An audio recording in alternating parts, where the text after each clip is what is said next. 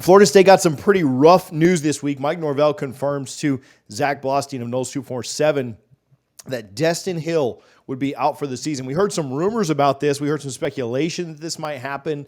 Got some conflicting reports on, would it be season ending? Would it be something that he could maybe work back from? Mike did come out this week and say that Hill would be out. I want to talk a little bit about who steps up in Hill's absence, as it seemed like Hill was starting to put some things together towards the later part of the year last year. Obviously, an older true freshman that you would think could start to get things going a little bit faster. So obviously brutal for him. I do want to talk about in just a minute who we think steps up and what that wide receiver room looks like. Norvell also did update that TJ Ferguson and Malik Benson were both fine, should be good to go by the time that fall camp gets around. Other questions around those guys when it came to leaving early in the spring game. We had updated our Patreon that we expected both of them to be very good. So if you haven't joined over there, there is a link in the description. But Richie, before we get to what the wide receiver room looks like this year, a tough break for Destin Hill. Yeah, and you hate it for a guy that, his journey just to get to Florida State, and shout out Mike Norvell and this staff for, staying true to him and just waiting for 2 full years until he got here. He flashed a lot last year, or not a lot, but a little last year. And this kind of was going to be the year that I expected him to break out. And it just sucks for him that he's going to miss the season. And, the wide receiver room as a whole, I think there's a lot of untapped talent. However, there's no proven talent for the most part. I mean, we could talk about Jakai or whoever we want, but man, it just stinks that Destin Hill, who I think had a real chance to emerge as an all ACC type player. I think he's that good, that talented. He's going to miss the 2024 season. And TJ, what do we have left? Like I said, I think we have a lot of untapped talent. I don't think we're going in with a bunch of nobodies, but we're going in with a lot of unproven players this season at that position. Yeah, I think last year Florida State had two, guys that could be bona fide number ones on a lot of rosters, right? And one just due to natural raw physical ability and size with Johnny Wilson, and a guy who really grew here as well. Like, I don't want to make it all just like, oh, Johnny was tall and that's why he was good.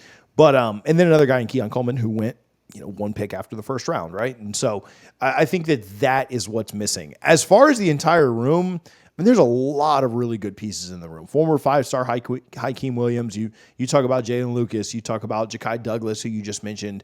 Kentron and Williamson in there as well. Malik Benson, the transfer. And then behind those guys, there are 4-star wide receivers that Florida State recruited this year. Camden Fryer, Elijah Moore comes in this summer, BJ Gibson. You've got a lot of talent in that room behind those guys anyway, but are you counting on true freshmen? Are you counting on a true sophomore and Hakeem? Are you counting on guys who have had struggles in the past, Darion and Kentron with injuries or drops or whatever?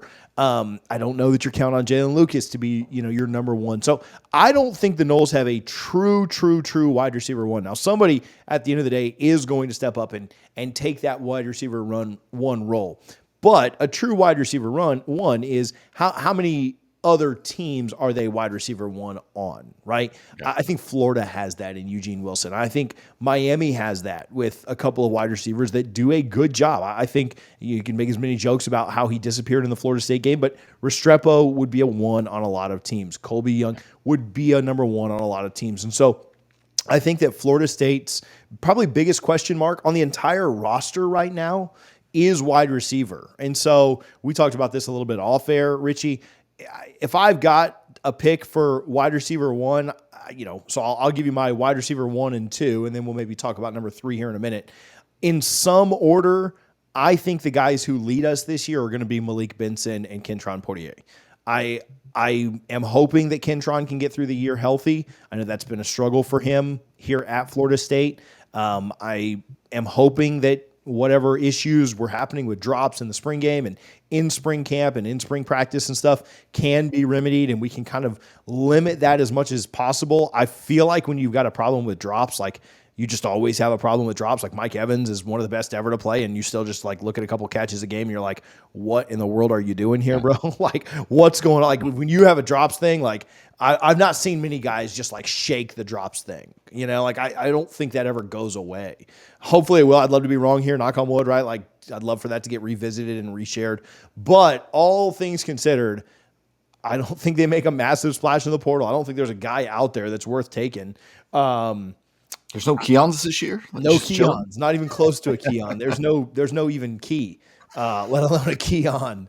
And so, yeah, I think your 1 and 2 are going to be in some order, Benson and Kentron. I'd love to see others step up just because that means the ceiling is going even higher. But I think almost by default, and I do think Benson's going to be really good. I think Benson's going to be really, really good for the Noles this year. How many other teams would Benson be a 1 on? That's where my question lies. But I think Benson, Kentron, 1, 2 in some order, are kind of how things are going to shake out at some point for the Noles this year. Yeah, I definitely think Kentron, if he stays healthy, you remember last spring, he had the best spring of any receiver to include Johnny Wilson last year. Like Kentron had a phenomenal spring last year. He is immensely talented and physically gifted. And I think he has a chance to have a really good season. I think Hakeem, by all reports, he did not take the steps that we would have wanted him to see, or what we would have wanted to see from him. Disappointing, but if he has a good fall camp and gets into, the season, I think Hakeem's the guy that can really do it. Ja'Kai, he's one of those guys. He's not going to be a wide receiver 1 anywhere just because of his physical limitations, but he's made big plays. I feel like he's been at Florida State for 10 years at this point, but he just makes big plays in big games, and I love that. Jalen Lucas is another guy who's not going to be a wide receiver 1 just because of physical limitations. However, man, you have to have packages for him, and he will make plays. I'm excited to see the ball in his hands this season, and we'll just see what happens. Like you said, we don't have we don't know who our true number 1 guy is. I think a lot of that is going to be based on who DJ Ugalele builds those relationships with, because that really matters. That's important. And who does he trust? Because that's what it's going to come down to. I'm just really excited. I think there's a lot of talent. You just don't go into this season like we did last year knowing, okay, Johnny, some issues with drops, but we know he'll make plays when he has to. And Keon is just, we were lucky to get him. There's no way he should have ever entered the portal. And the fact that we got him was ridiculous. We don't have that clear focus heading into the season this year, but I do think there's the potential is there to have some really good players. At gotspears.com. They've got some really good deals running right now. We've told you about the Father's Day deal. If you haven't taken advantage of that yet, make sure you do. Code Father's Day 24 in the checkout will take $50 off of a bunch of different products, including their 6-foot spear with or without the torch, the large gator head with the tomahawk, which is one of my favorites, the 6-foot white tip spear, or the 6-foot spear without the torch, if you need that in 14 business day rush shipping to get it in time for Father's Day. And then also the medium gator head with the tomahawk. They have a 4 to 6 week rush option available there. Right now, you can also get 2 spears for $200. It's a savings of $100. If you have any questions, feel free to reach out to John again at gotspears.com. I think that, Florida State will be fine at the wide receiver position because Mike Norvell does a phenomenal job of working guys into things. And I mean, even late in the year last year, when you saw that Keon and Johnny were missing time, like other guys got involved, and Florida State did a really good job of continuing to move the ball down the field and use other guys. And you remember, you mentioned Ja'Kai, always kind of being there ready, like that pick game where those big two didn't really play. He was there and making plays for you and beating guys deep. And so maybe Ja'Kai turns into your number 3. Maybe he is, very much a slot guy for you that plays a ton more. He's not had a full season of health in a long time. And so you'd like to see some of these guys stay healthy. Maybe it's Hakeem, again, you'd like to hear more out of Hakeem when fall camp runs around. Still a 5-star talent that was incredibly raw, has put on a lot of size, and you'd hope that his athleticism kind of takes over. We'll see what that kind of looks like once he's out there.